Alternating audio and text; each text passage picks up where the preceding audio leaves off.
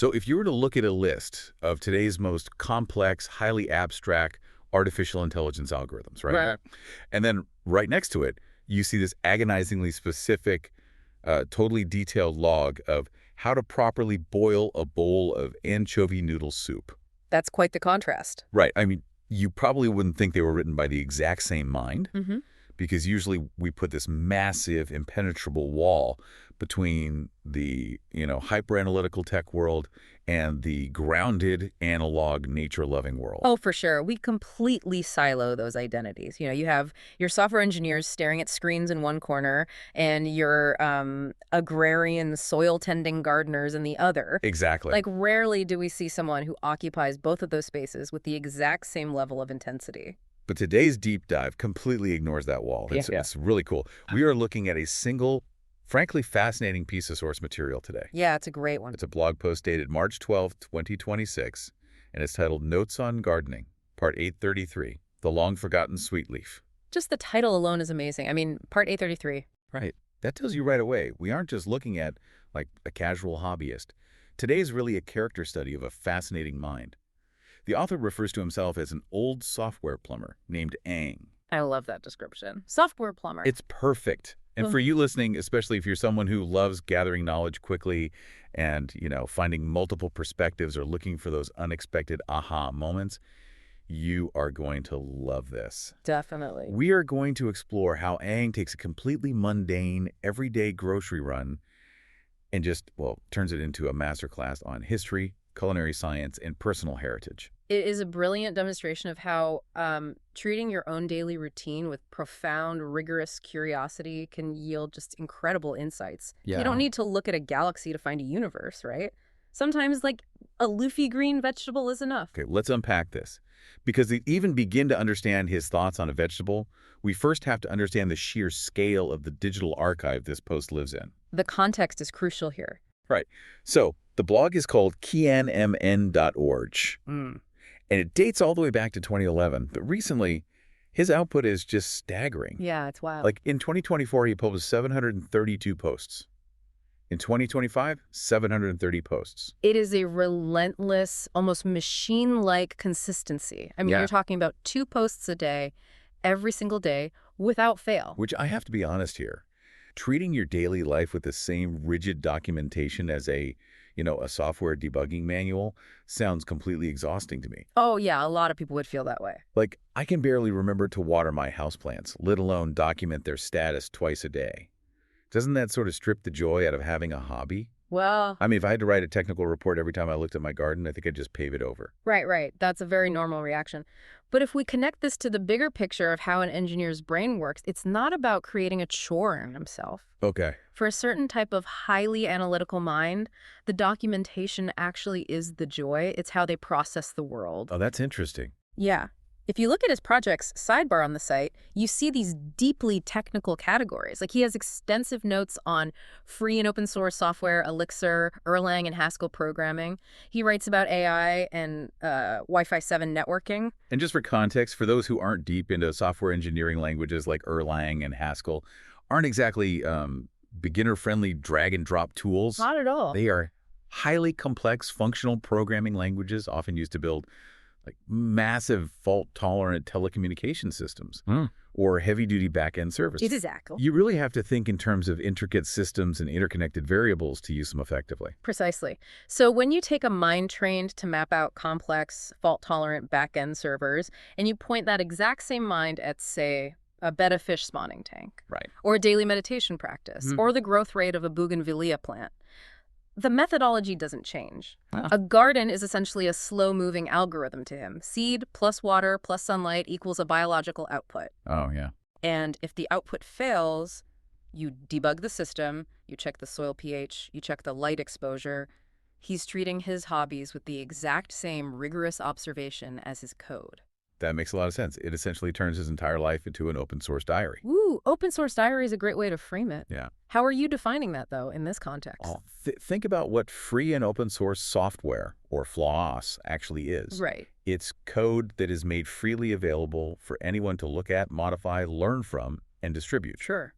So Aang tinkers with open source code at night, But by publishing over 700 posts a year about everything he does, he's essentially open sourcing his daily life. Ah, I see. Yeah, he's putting the source code of his gardening, his fish breeding, and like his dietary habits out there for anyone to compile and run on their own hardware, basically.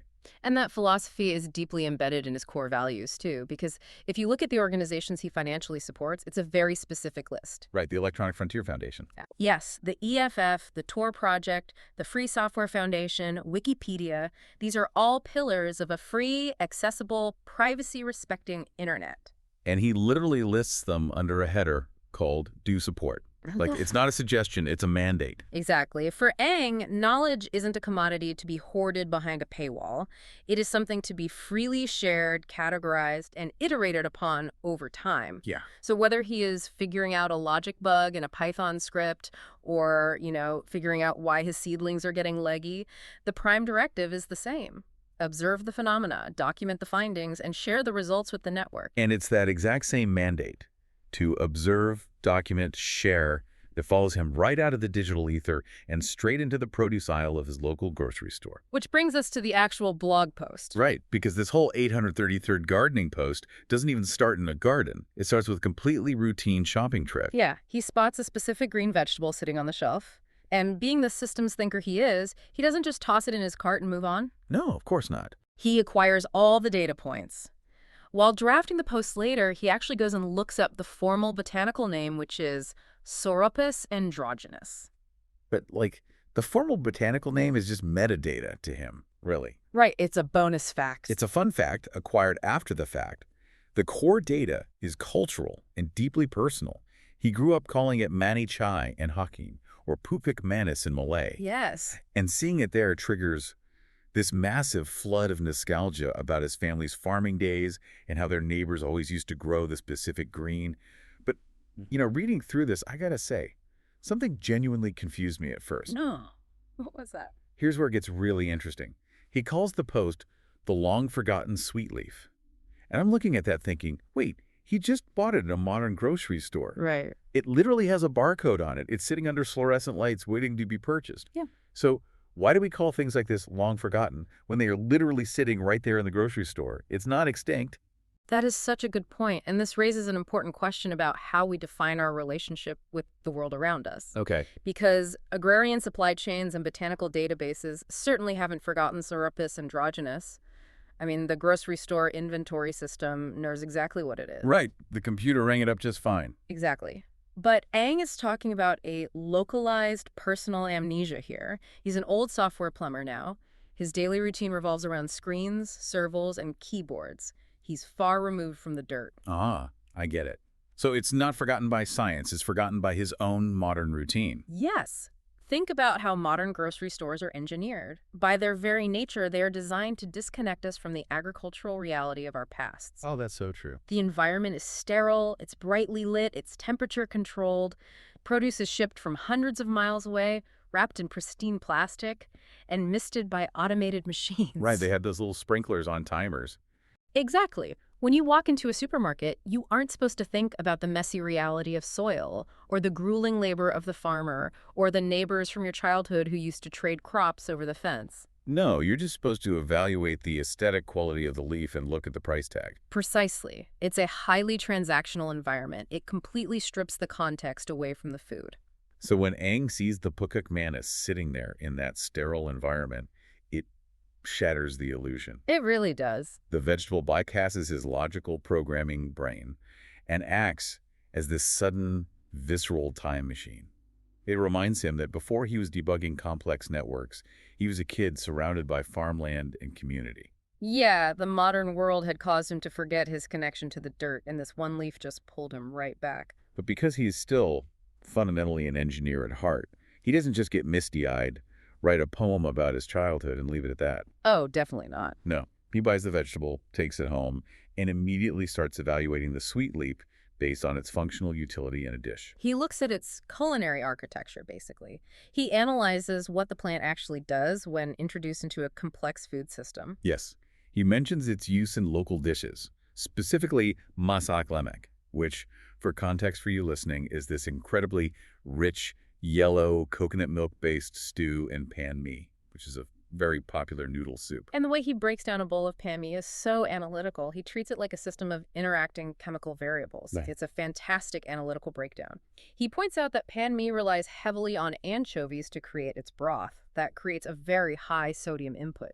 The baseline of the dish is intensely salty and savory. So if variable A is a highly salty broth, you can't just throw anything into it. You need a countermeasure to prevent the flavor profile from, like, crashing. Enter the sweet leaf. As the name implies, it provides a natural sweetness. But Eng notes that this isn't just a decorative garnish. Right. It is functionally necessary to balance the overly salty broth. It achieves a chemical equilibrium in the soup. If you remove the leaf, the system becomes overwhelmingly salty and unbalanced. And it's not just the flavor chemistry he's analyzing, which is wild to me. It's the physics. Yeah, the physical properties of the plant. Because if you've ever put regular spinach into a boiling hot soup, you know what happens. It gives up almost instantly. Oh, yeah, immediately. Within 3 seconds, it turns into this soggy, shapeless mush. But Eng specifically praises the sweet leaf because it stays firm and crunchy, even after being subjected to boiling liquid. What's fascinating here is how he identifies a common failure point in leafy greens, the loss of texture under heat, and celebrates the sweet leaf's resistance to it. It acts like a load-bearing pillar in a building. It doesn't buckle under the intense heat and pressure of the environment. That's a great analogy. While the noodles go soft, and the broth is obviously entirely liquid, the sweet leaf maintains its physical properties. It provides this crucial textural contrast. Exactly. He doesn't just say, Pan Mee tastes good. He deconstructs why it works. He identifies the chemical balance, salt versus sweet, and the physical properties, crunchy versus soggy. He is basically debugging the recipe. Debugging the recipe is the perfect way to phrase it. He is looking at the source code of the soup. Yeah. But as he notes in the post, any complex system has its hazards. You don't just deploy a new piece of software without checking for bugs, right? Definitely not. And you certainly don't just consume wild plants without checking the documentation. Right, because it turns out the sweet leaf comes with a very strict historical warning label. And it's one he remembers vividly from his childhood. A generational warning passed down through his family. He remembers overhearing his parents discussing the vegetable when he was young. And the protocols were rigid. Very rigid. Do not eat the sweet leaf raw, and do not eat it in excessive amounts. You must cook it first, and you must practice moderation. Which made me wonder, why? Like, what is actually happening in the leaf that makes it dangerous? Well, it comes down to the plant's biological defense mechanisms. Plants obviously can't run away from predators, so many of them, including Sauropus androgynus, develop chemical compounds to deter animals from eating them. In large, uncooked quantities, these specific compounds can cause severe respiratory issues or other toxic reactions in humans. It's just the plant's way of protecting itself. So cooking it is basically a system override. Exactly. Applying high heat alters the chemical structure, breaking down those defensive compounds and making the leaf safe to consume. That's exactly the mechanism at play. And what's so compelling is how this safety protocol was transmitted to Eng. Yeah. Long before his family had access to formal botanical databases or understood the molecular chemistry of plant toxins, these generational farming communities relied on oral tradition. So what does this all mean? Because there's a massive liability disclaimer permanently plastered on the sidebar of Eng's blog. Oh, right. It basically says, all content provided in this blog is for informational purposes only. I will accept no liability for any loss or damage incurred. Standard boilerplate stuff. Sure, but it struck me that this modern digital disclaimer has the exact same energy as his parents warning him not to eat the leaf raw. Oh, wow. Yeah. It's generational bug testing. The oral tradition was basically the original open source safety protocol. Farmers were observing, testing, and sharing critical safety data about local flora to keep their communities from crashing. It's a fantastic parallel. They were literally passing down the user manual for the sweet leaf through stories and overheard conversations. Exactly. And Eng's conclusion to this warning is so delightfully grounded and pragmatic, too. He states the rule, don't eat it raw, don't eat too much, and then casually adds that, honestly, the same advice applies to most other vegetables, too. It's the wisdom of moderation. It's an evergreen rule that scales to almost any system. Absolutely. Whether you're talking about consuming leafy greens or adopting brand new AI frameworks or engaging with social media, too much of anything, especially raw and unfiltered, is generally a bad idea. Yeah, he manages to extract a universal philosophy from a hyper-specific family warning about a plant. It's such a complete narrative arc in just a few short paragraphs. He starts in the sterile, disconnected environment of the grocery store, gets thrown back into his childhood memories by a single visual trigger. Right.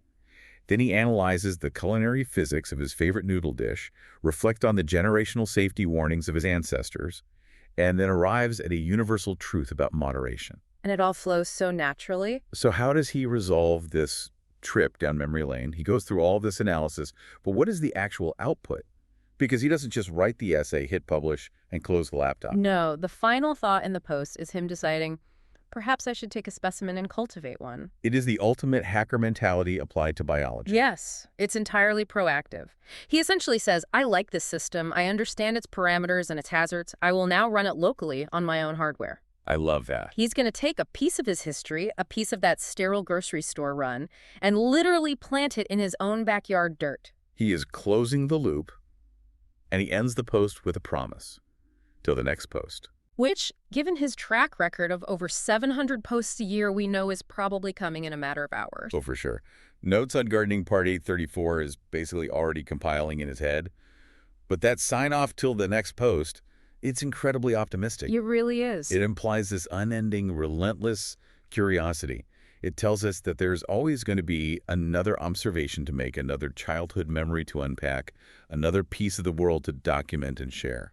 And for you listening, I think the real takeaway from Eng's massive digital archive is incredibly empowering. Yeah. We so often fall into the trap of thinking that to gain deep knowledge or to find profound insights about the world, we need to be reading dense academic papers or attending prestigious lectures or traveling the globe. But Eng's 833-part series proves that simply isn't true. Not at all. The source material is everywhere. The greatest learning tool of all is simply treating your own life, your own memories, and your seemingly mundane hobbies with deep respect and rigorous curiosity. The world is constantly offering up these masterclasses in chemistry, history, and philosophy. We just have to be willing to pay attention and document them. Which leaves us with a final thought for you to take with you today. We started by looking at the divide between the complex digital world of software and the simple analog world of dirt. Right. But if a mind that spends its nights untangling artificial intelligence and tinkering with complex back-end networks can find such profound meaning in a nostalgic leafy green from the produce aisle, what about you? Yeah.